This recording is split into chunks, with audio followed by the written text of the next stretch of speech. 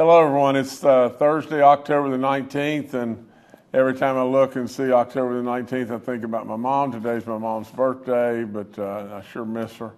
But nevertheless, right off the get-go here, the person I can talk about is her brother.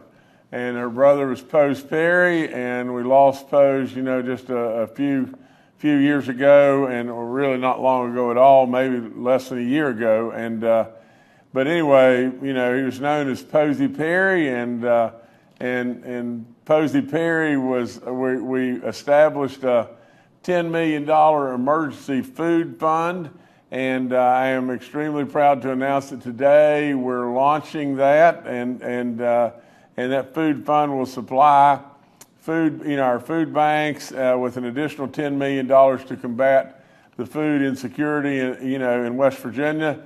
It's really great stuff, and now it's open and we're ready to go. And for the food pantries and everything, they will I guess coordinate with the food banks, and so nevertheless, and we'll get this money to them and hopefully be able to help a lot of folks. I mean, this was a great man, and like I said, he's my mom's brother, and just a man that worked really hard in the mines until he retired, and then after he retired, he reported down to the food bank, in West Virginia, almost daily. And so, just a man with an incredible heart, a godly man, and somebody that I was really close to. So, it's really good stuff. The West Virginia DHHR has announced new equipment will be provided to the EMS agencies across the state to support overdose response. And so, with all that being said, we picked up $1.5 million from federal funding from the CDC, and we're going to use that to purchase syringes and gloves and sharps, containers, and face shields, and on, all protective equipment for the great people that are working, as our EMS at our EMS agencies, and so that's on the way. Monday at 5 o'clock, we're going to hold a groundbreaking ceremony that is for the new state-of-the-art 120-bed Veterans Nursing Facility in Beckley. I'll also announce the name of the nursing facility at that time, and we'll honor a highly decorated Southern West Virginia military veteran. So please come out and join us at that. Like I said so many times, we owe everything we have in life to our military, especially our veterans, and more importantly than that, our Gold Star families and all those that gave the ultimate sacrifice. So please, if you can, and you're in the Beckley area, join us at 5 o'clock on Monday. Okay, now, this is in recognition of West Virginia Airmen.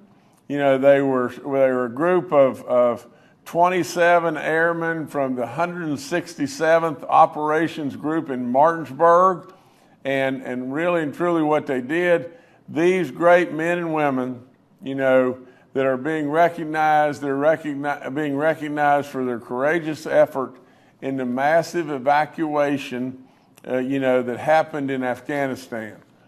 Now, we all know, that there was a big-time debacle in that, and the Biden administration really let us down in many ways, but not these folks. I want to read just a couple things here to you.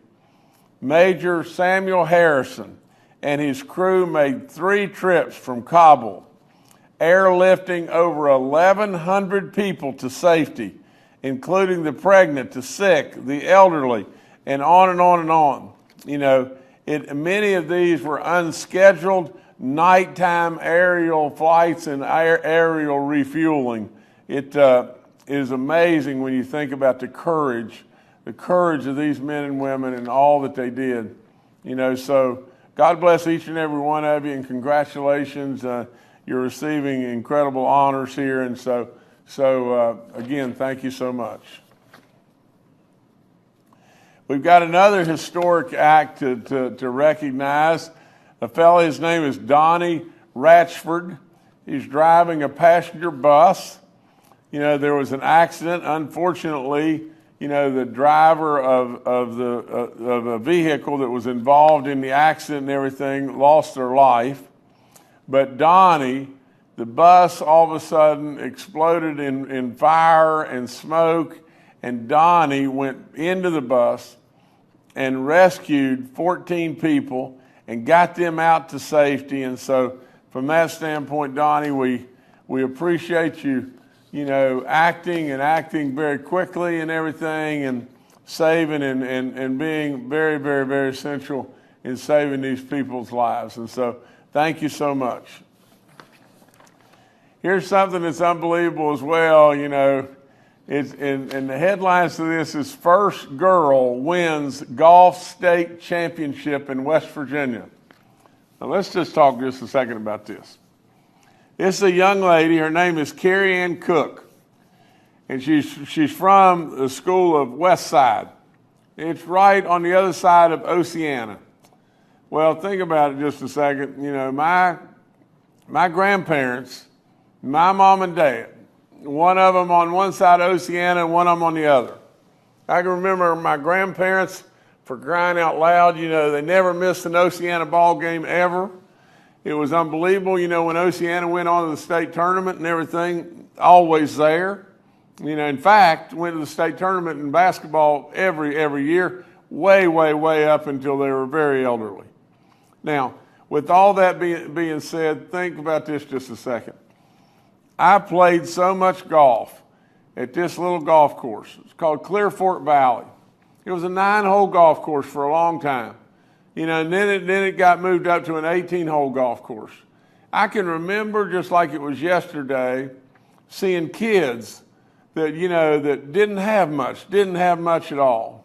You know, in all honesty, there was many kids in their family and everything. I think in you know, a size of a family of 12 or so. You know, with all that being said, you would see these kids and they would be in shorts and no shirt and no shoes. And they'd be out walking in the swamps, because there were swamps not far from the fairways. And they'd find golf balls and they'd clean them and they'd resell them to people and everything. An area of the world that really was pretty doggone tough. There were some great golfers that came out of Clear Fork Valley.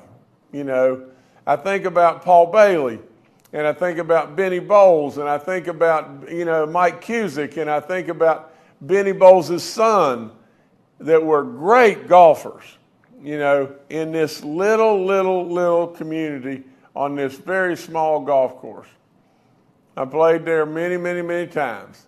And now, Carrie Ann Cook from Clear Fork Valley and Oceana wins the first girls state championship, a AA state championship. She shot 10 over par, and I don't know if that's multiple days. I'm sure it is.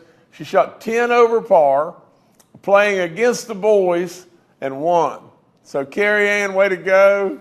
It's great stuff. Brings back a lot of incredible memories for me, but really proud of you. Okay. West Virginia has been named, from a standpoint of tourism, here we go again. West Virginia has been named the most affordable in the country, and the third best overall state to live in for retirees in the entire country. I mean, it just keeps happening over and over. You know, what is happening is the world, the nation continues to look and say, "Dag, how could we have missed this? How could we have absolutely told all those bad jokes about West Virginia? How could we have absolutely said West Virginia is that place that's dingy and dark and poor and backward and all those things? How could we have said all of that?" But now, all of a sudden, this wonderful state is awakening to a lot of good stuff. I've told you about getting out and seeing God's work and that's on display all across our state with this incredible foliage. Go do that. I want to tell you about Blackwater Falls and the state park sled run tickets I guess are being sold now. The return of the popular Blackwater Falls State Park sled run is right around the corner, and tickets go very, very quickly. You really need to get on that, if that's something of interest. Here's something that is absolutely an essential in every way. Tomorrow is a really important day. We are recognizing it as the National Early Childhood Literacy Awareness Day in West Virginia. And research tells us over and over and over, if we take on the obligation and the responsibility with kids at a very, very young age, and the more that we're able to teach them to read and read to them and everything, the more their performance is off the chart. I'd like to just read this to you real quick, but research tells us that a child's vocabulary at the age of 3 is a strong predictor of their reading proficiency in the 3rd grade. So what we do is, what we're saying basically is just this. The more you have the opportunity to read to a child, at a very, very young age, do that and everything, because it will only make them better and better readers as we go forward. And those folks that are great readers seem to excel in every way. So please, please take this to heart. And I want to just pause just for a second here to thank Kathy, our First Lady, in all the great work that the people, and Kathy is the leader of the band, are doing with Communities in School.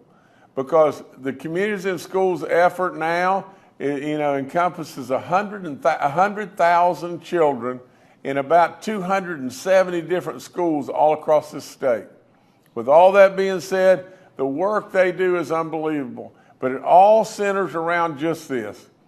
If a kid's in the school and they're having a tough go, no matter what it is, no matter if they just need somebody to talk to, or maybe they need a jacket, or maybe they need food, whatever it may be, if that kid's having a hard time, there's someone in that school now, that's with Communities in Schools, and those kids know it. And those kids go to them and everything, and they guide them, and they take them on their way, and they help them, and absolutely, it is a program, and I've said it 10,000 times, but I am in the schools with children a lot, and it is the most successful program that I've ever seen in the schools. So with all that being said, congratulations to all those involved in Communities in Schools. Let's just keep doing great work. Okay, we did open the fastest way to Target, and we just did that with the RRL Boulevard opening on Monday. I was able to be there and cut the ribbon and everything.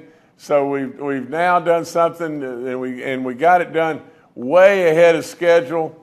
I think the Triton Group and everything did a phenomenal job. I thank Jimmy Riston and all the people with Highways that continue to knock it out of the park. But this is taking congestion away from off our hands, and absolutely making life one step easier and one step better for people, that want to get out and shop. And then Christmas holidays are right around the corner and everything. And so please take advantage.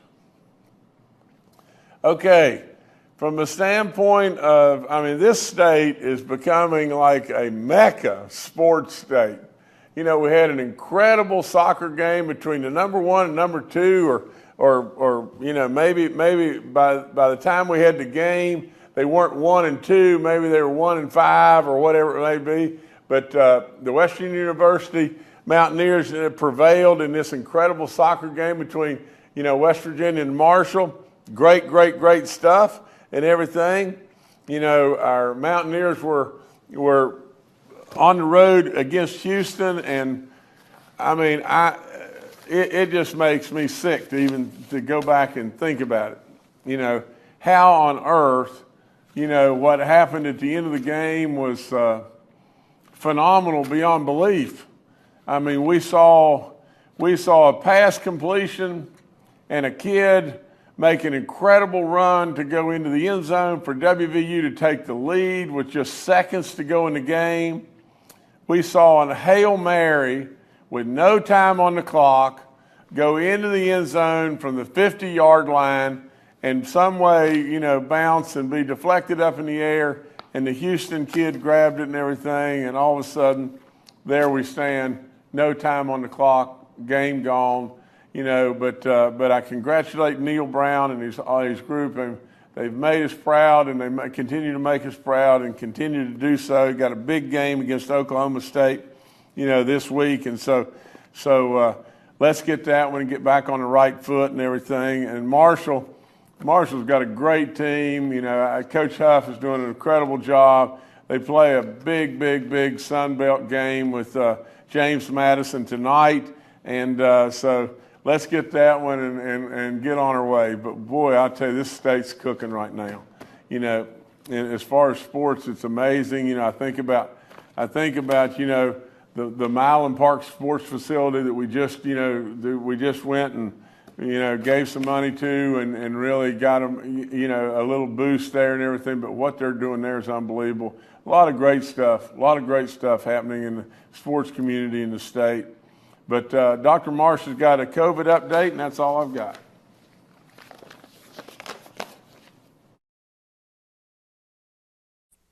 Hi, this is Clay Marsh, and it's great to join the governor and each of you today to give a update around COVID-19 and some of the other viruses that might cause problems this winter. The date of this update is October 18th, and I'd like to share a few new things with you that's come through the medical literature, and also share some perspectives with you to make sure that you are keeping yourself and your family healthy and able to be active and do all the things that you want to do this winter. We now have a third vaccine for COVID-19. Remember, we have had the Pfizer and Moderna vaccines, and this new vaccine is from Novavax, and it is a different kind of vaccine, like we've used before for many other immunizations. And it is an older technology, but very effective. And if you have not had an updated COVID shot and you decide that you want this more traditional vaccine, which is also equally as effective as the Pfizer or Moderna vaccine, then if you have already had shots, you would take a single shot of this vaccine. If you've already had a Pfizer or Moderna shot, you would not need a shot of this vaccine. And if you've never had a vaccine before, the recommendations would be for you to take 2 doses of this vaccine, 3 to 8 weeks separated in time. And this vaccine is for all Americans over 12 years old, and the Pfizer and Moderna vaccine are recommended for all Americans over 6 months old. And remember, the most severe complications of COVID-19 still are seen in people that are older and people that are immunocompromised. And when we say immunocompromised, as a reminder, we mean people that are actively taking therapy like chemotherapy or getting treated for immune problems like rheumatoid arthritis or Crohn's disease. And if you are in this category, you would definitely want to make sure that you are becoming vaccinated. And it would be really important to talk to your primary care provider to make sure that you have all of the right instructions if you're at very high risk. We also remind everybody that we do have a lot of resources at the website vaccinate.wv.gov, and that includes the vaccine calculator for eligibility for COVID-19, and also to help you to find out where you can get the vaccine. And many places that you can check with your primary care provider, your county health office. You can also check with pharmacies. Many places carry these vaccines, and it's good to call ahead to make sure that those vaccines are available and the specific type of vaccine is available that you want to get. More information is coming out on long COVID. And remember, long COVID is a problem with persistent symptoms after an initial infection with COVID. And in a really, I think, important study from the University of Pennsylvania, researchers looked at blood samples and stool samples from a number of patients that were suffering long COVID. And what they looked for were blood markers and blood hormones that were changed in people who did and didn't have long COVID symptoms, and also compared people with the most severe long COVID symptoms with people with less severe long COVID symptoms. And what they found was that there was a neurotransmitter called serotonin, and serotonin is part of what gives our body balance, helps us stay happy, helps our GI tract work well, helps our brains function well. And what these investigators found was that in the stool samples of people that had long COVID, there was evidence of fragments of the virus. And the belief is that the immune system fighting against these fragments of the virus in the GI tract are starting to produce hormones and inflammatory proteins called interferons. And these inflammatory proteins cause damage and injury to the GI tract and make the GI tract less able to absorb another transmitter called tryptophan, which is what we get in turkey and what makes us kind of sleepy if we take too much of it. But that tryptophan is converted to serotonin. And at least in some animal models, if the investigators in the study treated the animals with medications that increased the levels of serotonin, then the long COVID symptoms that they were seeing in these animals that were made to have the symptoms of long COVID started to get a lot better. So what's really exciting is this is an opportunity perhaps for us to intervene and to see in a more specific way if we can identify people with long COVID symptoms who have low amounts of serotonin and who may benefit from using medications that elevate serotonin, which we use all the time. So that's a new finding that I think could be really, really important. Also, and I touched on this just a minute ago, but I want to just reinforce, people who are older are still the people who are having the most problems with the most severe consequences of COVID-19 and are dying with it. When we look at the number of people over 65 who have died in the United States over the last several weeks, the majority are over 65 years old, and every decade that you get older, the higher the risk that you'll have more severe consequences of COVID-19.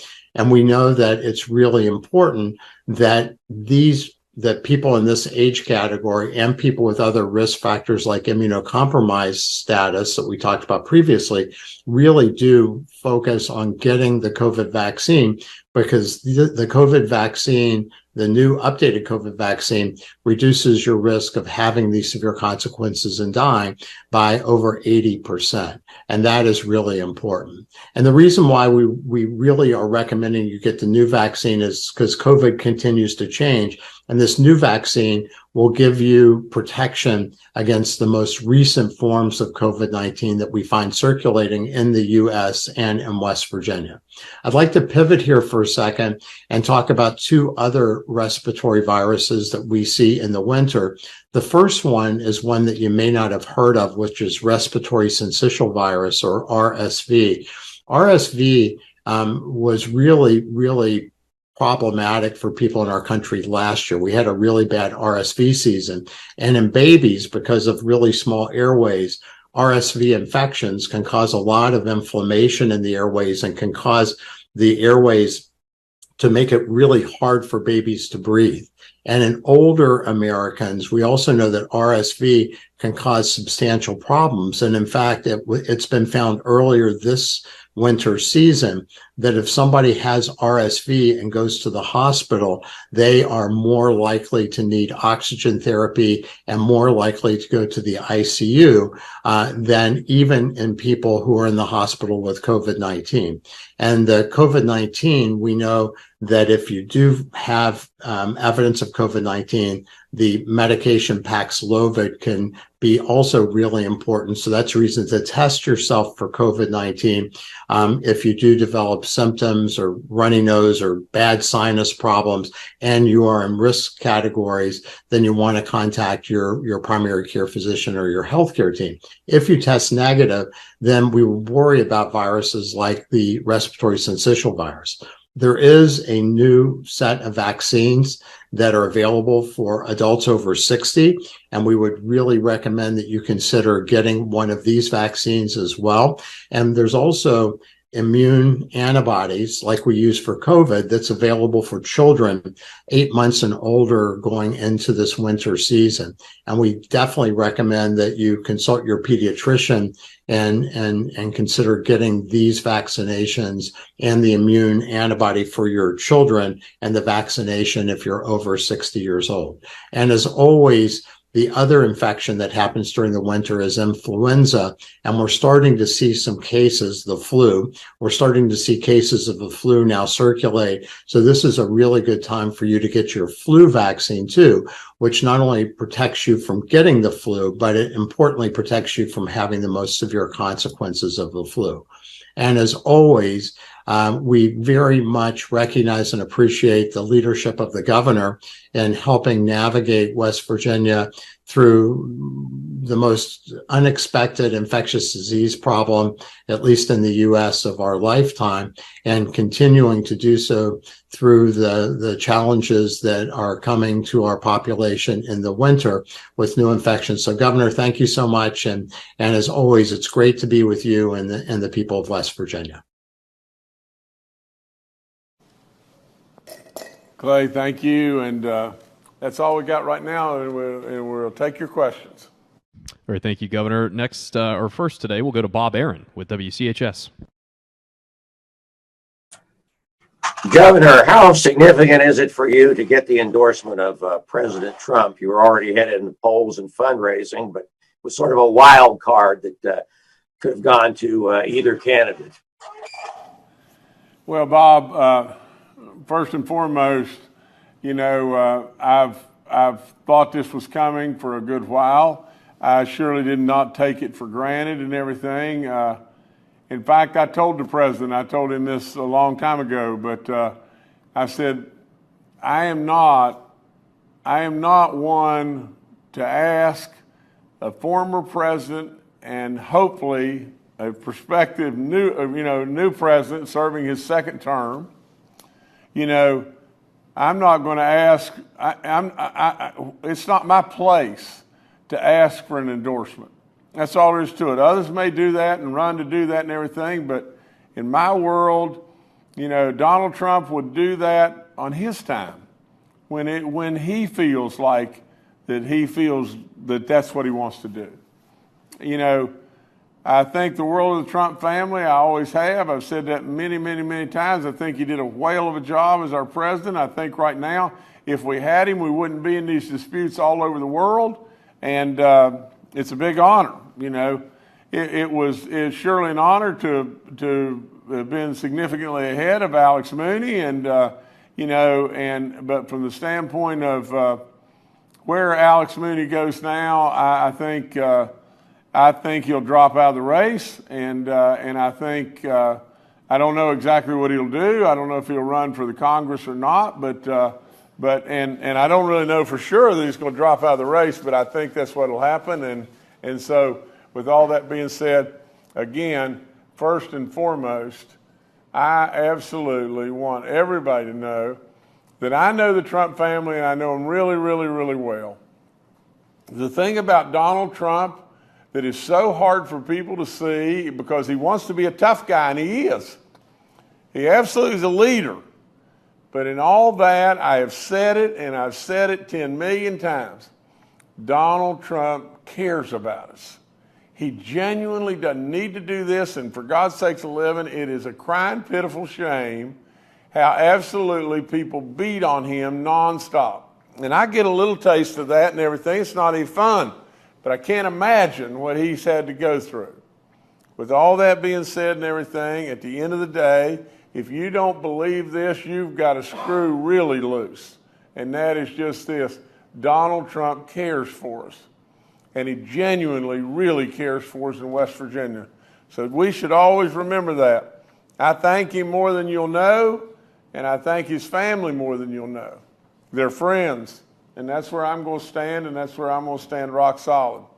From the standpoint of, where Alex Mooney goes or whatever he does, I've tried as hard as I could to not cast stones. And all that being said, he's served us as a congressman, and from that standpoint, anybody that steps up and serves in any way, we should be respectful and go on down the road. So nevertheless, I am very thankful to President Trump. All right, thanks, Bob. Next, we'll go to Charles Young with WV News. Hi, this is Charles Young with WV News. Governor, the other day during the Joint Finance Committee during the interim meetings, Secretary Dave Hardy talked a little bit about the process of starting to put together next year's budget. I know a lot of the agency presentations are ongoing, but could you talk a little bit about your expectations for your proposed budget for the next fiscal year? Do you anticipate submitting a relatively flat budget yet again? Thank you. Charles, I would say that that's probably correct. We'll have many meetings, with that'll be budget talks with the cabinet secretaries and lots of people. I don't want to pass on the question, from the standpoint of say, oh, we're going to still have a lot of meetings, we'll do this and that and all that kind of stuff. I'm hopeful that we can get another pay raise across the finish line. I'm hopeful that that if we continue to build surplus dollars, we'll dedicate dollars to continuing to do any and everything we possibly can to upgrade our roads and our highways. That project is ongoing, but we've done so much it's unbelievable, but there's still more to do. And so with all that being said, I am not a fan of just bloated projects and everything, or I'm not a fan of building base, that makes your obligation in the future even more and more difficult. We want to make investments in West Virginia that will absolutely be there and provide job opportunities for years and years and decades to come. We've done it, Charles. We've done it. Absolutely. My dad would say, you done it. But really, with all that being said, anybody that's fair in any way, we started out with a tough hand, and we've played that hand and played it properly and everything, and now we're cooking. And just think, I'm on the way here in just a few minutes. I'm going down. Marshall is dedicating a practice gym facility, and at the same time, right before that, I'm meeting with the Nucor people, and tomorrow, Nucor is going to launch and everything. It is unbelievable what is getting ready to happen in Mason County and all across the state. There's project after project, more and more job opportunities. That didn't happen by just falling off a log. It took a lot of work, a lot of hard work, and a lot of people pulling the rope. So with all that being said, Charles, I am not one, to say, oh, this is how it's going to be right now. We've got a lot of work to do to put the thing together, but I am not in favor of just bloating the budget because you happen to have the dollars, and then that's going to put us in a tough situation years and years ahead of, now. So yeah, a flat budget it'll be close. It'll be close to that, and we want to continue, like I said, to make more and more goodness happen. There's still a bunch of things we got to do, and we're going to keep at it. All right, thanks, Charles. Next to Mark Curtis with Nexstar Media. Governor, good afternoon.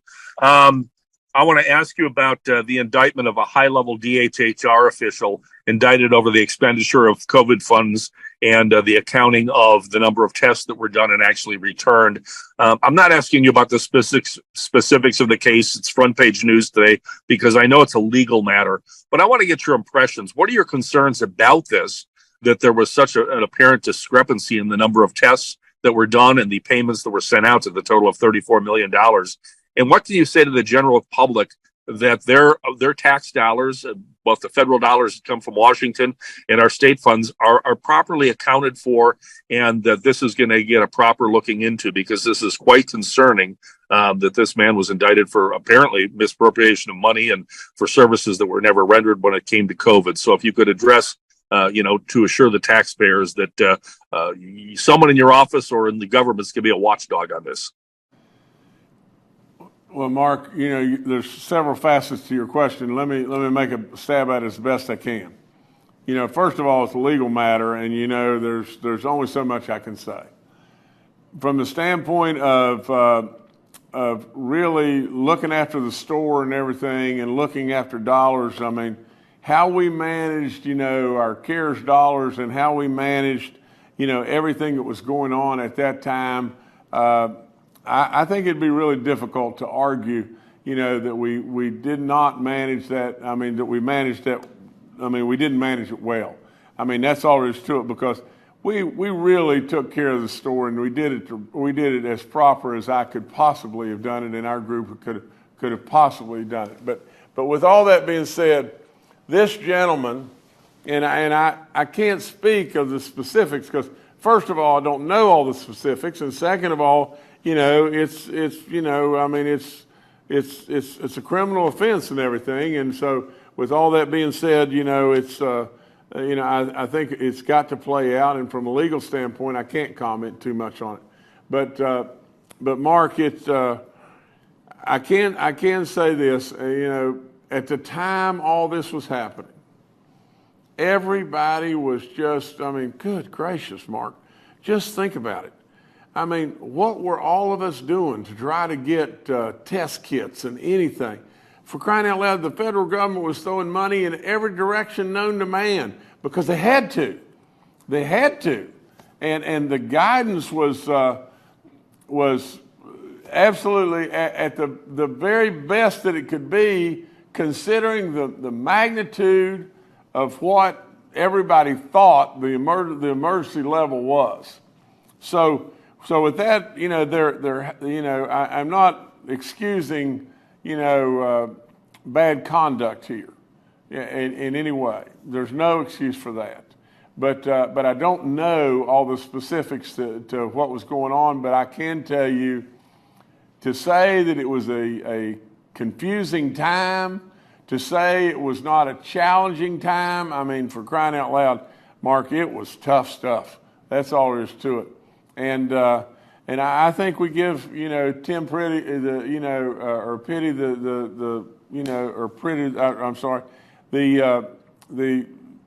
fair days.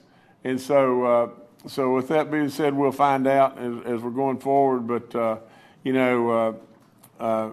Tim Pretty is suspended at this time from the DHHR, and we'll have to let the courts make the decision on his fate. That's for sure. All right, thank you, Mark. Next, we'll go to Stephen Adams with Ogden Newspapers. Yeah, Steve Adams of Ogden Newspapers here. Governor, you signed and the legislature passed the bill to appropriate $45 million to Marshall University for their Institute for Cybersecurity. I understand that bill was put on the special session call at the request of Marshall and lawmakers, and you ended up putting it on the call. And of course, you signed the bill. But it's come to my attention that you own a small piece of property, or James C. Justice Companies Incorporated own a small parking lot that's right across the street from where the cybersecurity center is being built currently. So my question for you is, I didn't know if during the process of the special session, whether you or your staff had told lawmakers or had made aware to any lawmakers that you all had owned property right there. Thank you. Stephen, now come on, Stephen. I mean, let's be real here. I mean, let's don't be completely silly. I mean, you know, I had no idea where they're even going to build it.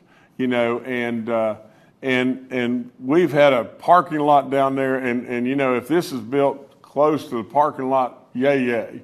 You know, but this is. I don't know where we're going with this stuff. You know, I know we were, you know, I would like to comment just a second about the Morgantown Industrial Park, because, you know, that was the latest, greatest thing and everything, that we're going to build a bridge to my benefit for the, you know, for basically on the Morgantown Industrial Park. Well, just think about this, Stephen, the Morgantown Industrial Park, that property, I was there and just cut the ribbon and did all the stuff in regard to the bridge and the roadway that's going to go in there and everything. We got 400 trucks going through a small community and everything that we can alleviate with doing that, and that park is going to be unbelievable. You know, of the successes. Honest to goodness, and God take me from the earth this second.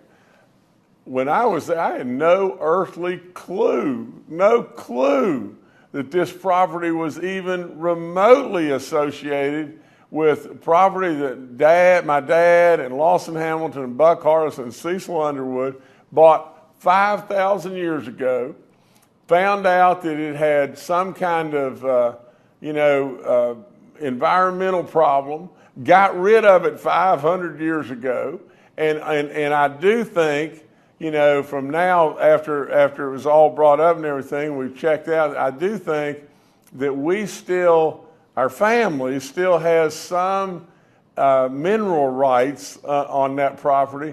But how in the world is that bridge going to affect the mineral rights of gas underneath that land? But I had no earthly clue in a million years. Stephen, we got a lot of stuff in a lot of different directions, but all I can do is tell you the truth. And you know, from the standpoint of down at Marshall and everything, you know, that little parking lot area and everything, you know, I really to this moment don't know exactly the location that this is being built. But you know, Steve, I can't do any more in life than tell people and serve as your governor and not want a thing. The last thing on earth, anybody that would say from right at the get-go, they don't want anything. They don't want any special favors. They don't want anything, Stephen. You know, they don't want to take a salary. They drive themselves, I mean, for God's sakes, a living. You know, I don't know how I can make it any more plain, but we do have stuff across the state, you know, and we have a family that started out with nothing, and we've built an empire along the way. But Stephen, where that property is located versus what is going to be built down there, I don't know how they touch or complement one another in any way. All right, thanks, Stephen. Next, we'll go to Brad McElhenney with West Virginia Metro News. Hi, Governor. If PEIA has premium increases again for the coming fiscal year, if it does, would that be considered on your watch? Thank you. Brad, I guess we started down the process of coming to maybe a permanent fix for PEIA. In doing so, what I've tried to do all along is to, you know, basically give pay raises, significant pay raises enough that took care of any premium increase, you know, that, and then, you know, had additional dollars on top of that. You know, the legislature last year, you know, changed the law, and made the plan an 80-20 plan. And so, but what we got to do, you know, and what I would be really, really supportive of doing is, as we have to have increases or whatever it may be, I don't want our folks to feel that pain. And so that's what I want to do, is be able to cover that, at least cover it, if not more dollars, to cover it with pay raises. And but I don't want our folks feeling that level of pain. You know, we can figure a methodology to be able to do it with our folks feeling the pain. All right, thanks, Brad. Governor, back to you. Okay, guys, that's all I've got. You know, I would tell you that I love the fact that today's my mom's birthday, and I'm talking about Posey Perry. Again, I want to thank President Trump. You know, and I truly believe he's going to not only be our Republican nominee for the presidency, but I think he's going to win it. And God knows, I think we need that level of leadership back. I think we struggle all over the place. You see it every day. But I want to take time again to congratulate Carrie Ann Cook. I mean, what an accomplishment. You just keep wearing those boys out. That's really good, girl. And so, but I'm not going to go through the whole thing again and everything. Get out and see God's work outside right now. It's really good, really beautiful. Thank y'all.